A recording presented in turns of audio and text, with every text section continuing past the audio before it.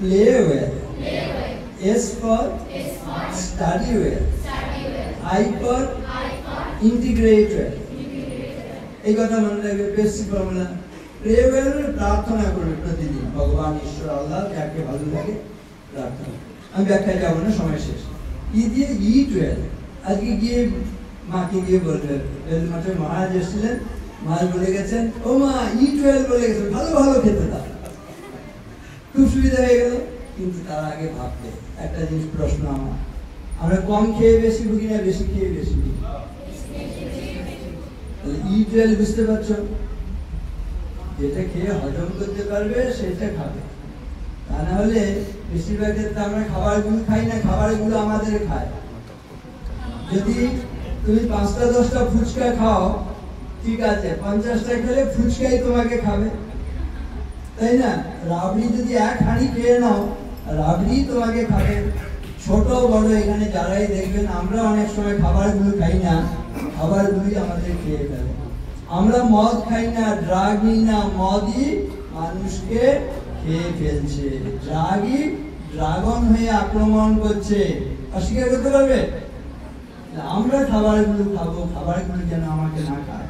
মনে রাখবেন ইট ওয়েল কি হচ্ছে? প্লে ওয়েল, শক্তি।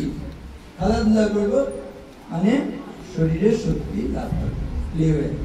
এস দিয়ে স্টাডি ওয়েল মানে পড়াশোনা করবো। আই দিয়ে ইন্টিগ্রেট ওয়েল মানে মিলেমিশে চলবো, চুলুচুলি ঝগড়াঝাটি এইসব না।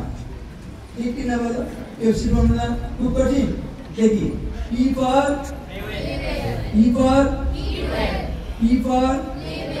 S for I for. মায়ের কানে কানে বলছিলেন স্টুডেন্ট ফর্মুলাটা, মানে স্টুডেন্ট ফর্মুলা তোমরা দেখে নেবে। আমার এখন আরো সোজা একটা মনে পড়ছে। এবিসিটা ভুলো না তো? এবিসি সবাই জানি। এবিসি কি শিক্ষা দেয় বলো? A for always, B for B, C for careful. Careful মানে সাবধানে থাকে, তাই না? বলো alert today and alive tomorrow. Alert মানে সাবধানে থাকা। যদি আজকে সাবধানে থাকো কালকে পর্যন্ত বাঁচতে পারবে। অ্যালাইভ মানে বাঁচা, টুমরো মানে কালকে। আর তুমি সাবধানে চলছো না, কানে মোবাইল দিয়ে রাস্তা পার হলে কি হবে? অসাবধান হলে চাপা পড়ে যাবে, শেষ, জীবন শেষ। ঠিক কিনা বলো? তুমি যদি মানে নাও জানো এই একটা তারপরে আছে লাইভ ওয়্যার, তাই না? এই বর্ষার সময় বিশেষ করে, তাই না? কখন কি তারটা ছিঁড়ে রাস্তায় পড়ে থাকে বা কিছু, সাবধানে যদি না চলে গিয়ে পা দিয়ে দাও, তুমি জানো না বলে তার ওই ইলেকট্রিসিটি তোমাকে ক্ষমা করবে?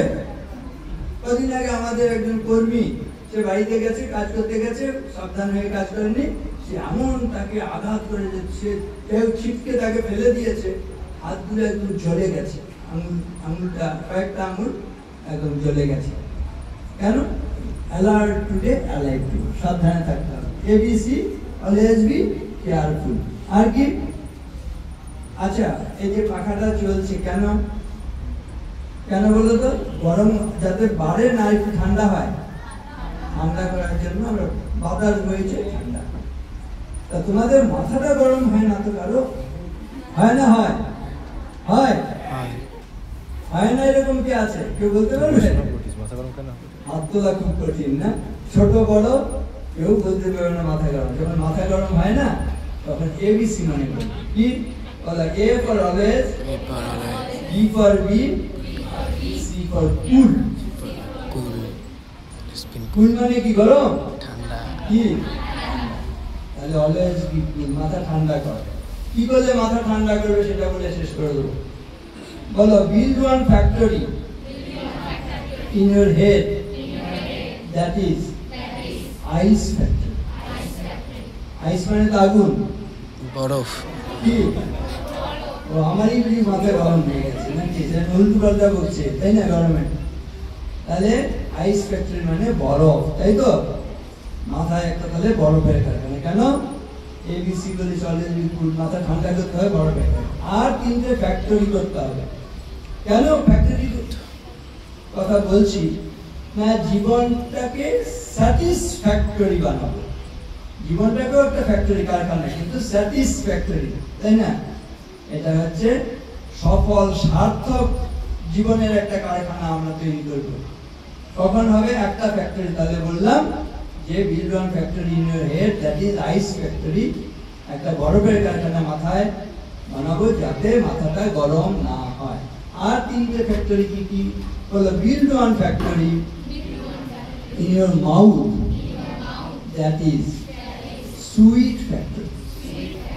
Sweet মানে কি? Mouth মানে কি? তাহলে মুখে কিসের কারখানা? মিষ্টি, মিষ্টির কারখানা। না হলে সুগার ফ্যাক্টরি। সুগার মানে কি? হয় তাহলে একটা মিষ্টির কারখানা, না হলে একটা চিনির কারখানা। কেন? দেখবে এই মুখ দিয়ে এত খারাপ খারাপ কথা বলি, এত আঘাত দিয়ে কথা বলি, মানুষ আত্মহত্যা করতে চলে যায়। ভেবে দেখবে যত আত্মহত্যার ঘটনা ঘটে, কথা সহ্য করতে না পেরে মানুষ আত্মহত্যা করছে। মুখে যেন একটু মিষ্টি, এমন কথা বলবো না যাতে মানুষ আত্মহত্যা করতে চলে যায়। মনে রাখবে তো? Build one factory in your mouth, that is sweet factory. আবার বলো build one factory in your heart, that is love factory. লাভ শুনে কিন্তু কারো কারো মানে অন্যরকম হচ্ছে বোধহয়, কিন্তু সেরকম লাভ না, এখনকার মতো লাভ না। এখনকার দিনে লাভ হলে কি হয়? লাভ এট ফার্স্ট সাইট বা ডিভোর্স এট ফার্স্ট ফাইট, এরকম লাভ হলে হবে না। সত্যিকারের কার ভালোবাসা শান্তি দেয়? প্রত্যেক বাড়িতে আছে বলো, কার ভালোবাসা শান্তি দেয়, আনন্দ দেয়? মা। মাকে শ্রদ্ধা জানাবে এই সময়, বলো শান্তি রূপম, ক্ষমা রূপম, স্নেহ রূপম, শুভম করি, সাক্ষাৎ ভগবতী দেবী মাতরম নমামি।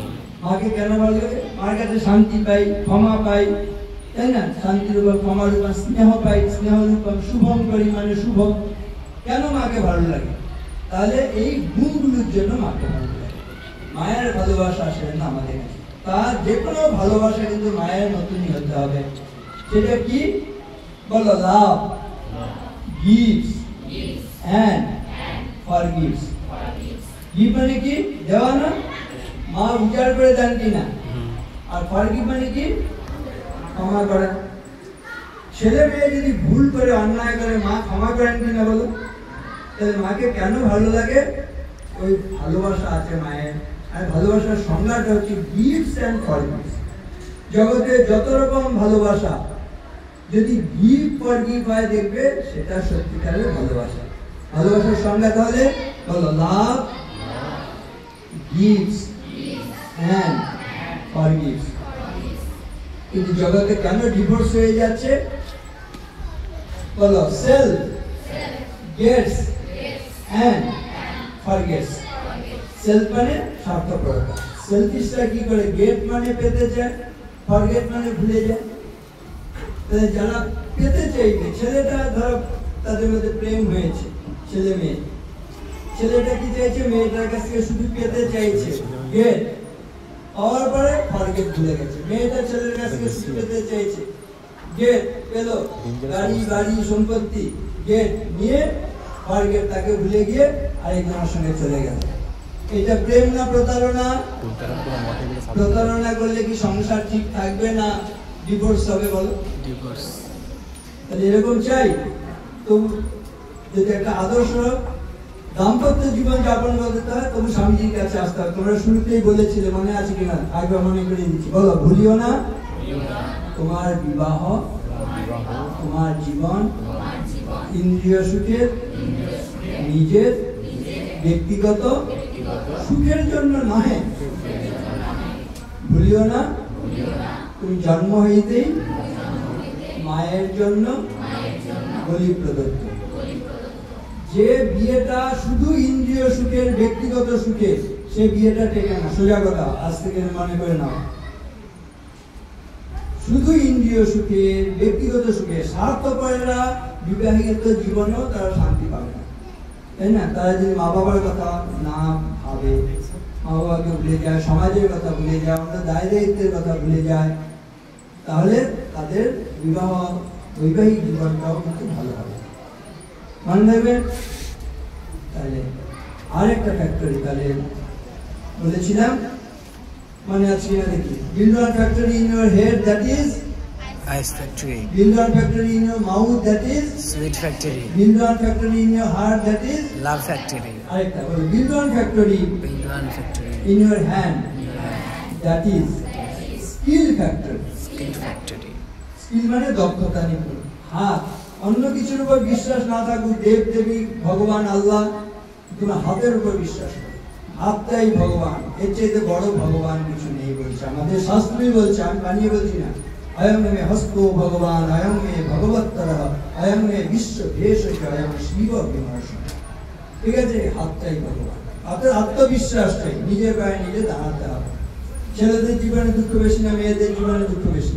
ছেলেদের মেয়েদের। এই ছেলেটা বলছে ছেলেদের, আমি ছেলেটাকে ঠিক বলেছ। কখন দুঃখ হয় দেখবে, কেউ যদি পরাধীন জীবন যাপন করে দুঃখ।